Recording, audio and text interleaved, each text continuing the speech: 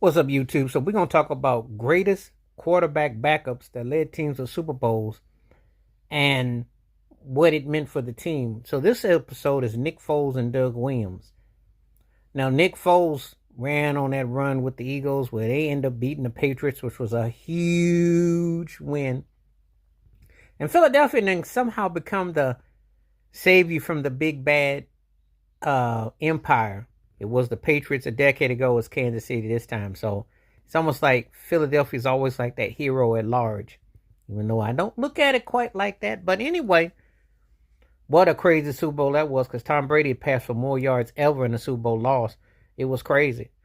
It's just that Malcolm Butler didn't get to play. Why he was in Belichick's doghouse to this day, I never know.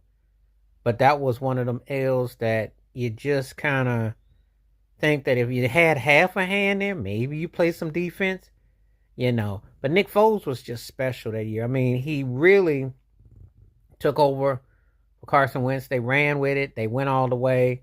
What a story that was. Doug Peterson got his ring, and Philadelphia beat the Patriots. And beating the Patriots is like beating the San Antonio Spurs or something, because it feels like two rings. You feel like you should get two rings because you know how well they're coached and they don't make mistakes like that, and they play and a Belichick coach team at the time. Then we get into Doug Williams, who made a historical journey as the first African American quarterback to win a Super Bowl. His run replacing Jay Schrader, and he annihilated John Elway. There's no other way around it. I think I've done a video before where I said Doug Williams' performance was like the equivalent to when I saw Raging Bull and Sugar Ray Robinson's part just wailing on Jake LaMotta. Well, it was the same thing, because that second quarter, Doug was throwing them passes, those touch passes. That was something sweet. And I don't care how anybody looks at it. Black quarterback at that time, especially when he wasn't seen in the same caliber of the league of an Elway and the way they love Elway. And don't get it twisted. Elway was Aaron Rodgers before Aaron Rodgers. Incredible ability and talent.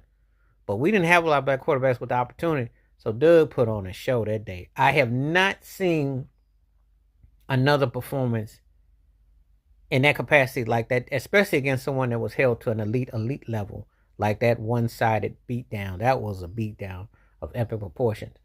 But Doug never got another chance for Washington. It was a one and done, and Joe Gibbs won with three different quarterbacks, Super Bowls, which was almost uncanny and unheard of, with Theismann, Doug Williams, and Mark Ripken. So he covered all backgrounds and areas and places and situations. But which one of them had more of a meaning to the team?